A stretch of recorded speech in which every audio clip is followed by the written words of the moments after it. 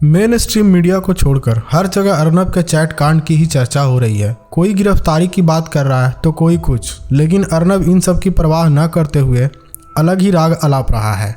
उसे किसी की फिक्र ही नहीं है। इस समय अर्नब पर यह कहावत बिल्कुल फिट बैठती है कि सैया को तवाल तो डर काहे का।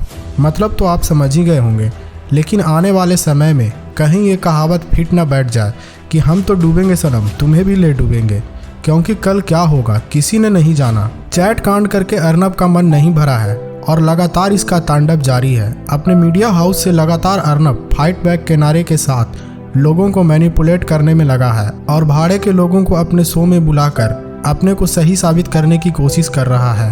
हैशटैग अर्नब फाइट बैक का जो लोग ट्विटर पर समर्थन कर रहे हैं उनके ट्वीट को हाईलाइट किया जा रहा है ताकि अधिक से अधिक लोगों को मैनिपुलेट किया जा सके। इन सब में गौर करने वाली बात यह है कि पिछली बार की तरह इसके आवाज में गर्मी नहीं है और कहीं न कहीं ये अंदर से डरा हुआ है।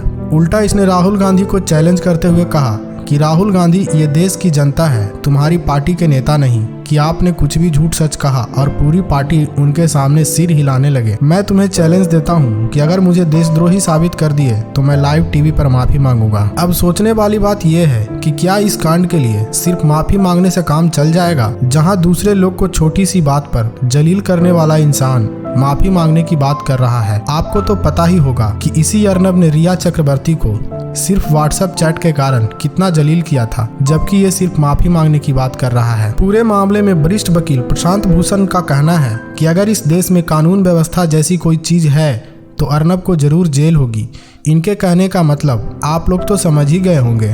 इन्होंने ही इस चैट कांड के बारे में सबसे पहले आवाज उठाई थी और इसकी विश्वसनीयता को लेकर कहा था कि कोई भी इतना लंबा लगभग 500 पेज का चैट फैब्रिकेट नहीं कर सकता है। और इस चैट में जितने इवेंट की चर्चा की गई है उनके डेट और टाइम एग्जैक्ट मैच करते हैं। अर्नब ने राहुल गांधी और कांग्रेस पर एक और आरोप लगाया। कहा कि कांग्रेस और राहुल गांधी के कुछ लोग हम पर हमला करने आए थे और मुझे टारगेट किया जा रहा है। अर्नब ने कहा, मैं इन लोगों से पूछना चाहता हूं कि सत्ता से बाहर होते ही इन लोगों के सोचने समझने की शक्ति खत्म क्यों हो जाती है। क्या इन्हें ये लगता है कि देश की जनता के सामने कुछ भी बोलेंगे और वह मान जाएगी। हालांकि ये बात अर्नब पर पूरी तरह से फिट बैठती है। आगे वीडियो में देखिए कि अर्नब ने कांग्रेस के बारे में क्या कहा है।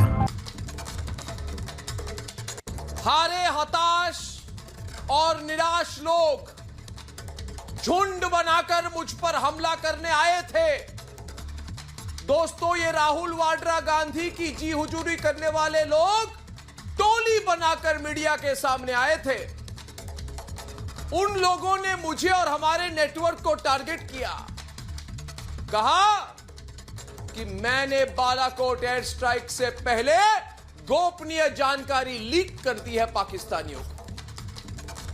वरिष्ठ टीवी पत्रकार रवीश कुमार ने तो अर्नब के खिलाफ पूरा मोर्चा खोल दिया है। उन्होंने फेसबुक पर लोगों से अपील की है कि इस तरह के पत्रकारिता से बचिए और भारत माता की जय के नारे की शुद्धता को बचाइए। भारत माता की जय बोलते हुए सैनिक अपने सीने पर गोलियां खा लेते हैं, लेकिन जब कोई झूठ और कपट में भारत माता की जय बोलता है तो इसका अपमान करता है। रवीश कुमार के इस फेसबुक पोस्ट पर मिलीजुली प्रतिक्रिया आ रही है। हालांकि ज्यादातर लोग रवीश कुमार की बातों से सहमति जताते हुए दोषियों के खिलाफ सख्त कार्रवाई की बात कर रहे हैं। कुछ यूजर्स लिख रहे हैं कि अर्नब जैसे लोग देशभक्ति की आड़ में केवल अपना हित देखते हैं। देशभक्ति का मुलम्मा चढ़ाकर वे अपने समर्थकों का जमावड़ा तैयार करने में भी सफल हो जाते हैं और हर समय उनकी ढाल बनकर तैयार रहते हैं। जो ज्यादा ही भक्ति दिखाता है असल में उसकी नजर ही खोटी है। कांग्रेस इस कांड के मुद्दे को लेकर बेहद सीरियस है और कहा है कि इस मुद्दे को संसद में उठाएगी। पूर्व रक्षा मंत्री AK एंटनी, पूर्व गृह मंत्री सुशील शिंदे और पूर्व विदेश मंत्री सलमान खुर्शीद और राज्यसभा में विपक्ष के नेता गुलाम नबी आजाद इस मुद्दे को संसद में लेकर जाएंगे। एंटनी ने कहा है कि यह एक अपराध है और इसके लिए अर्नब को सजा मिलना जरूरी है। पार्टी ने कहा है कि इस मामले में तुरंत जांच के आदेश दिए जाने चाहिए। इन सभी चीजों को देखकर तो यही लगता है कि अर्नब फिर से जेल जाने वाला है। इन सब चीजों को देखकर आपको क्या लगता है? क्या अर्नब जेल जाएगा? कमेंट करके हमें अपनी राय बताएं।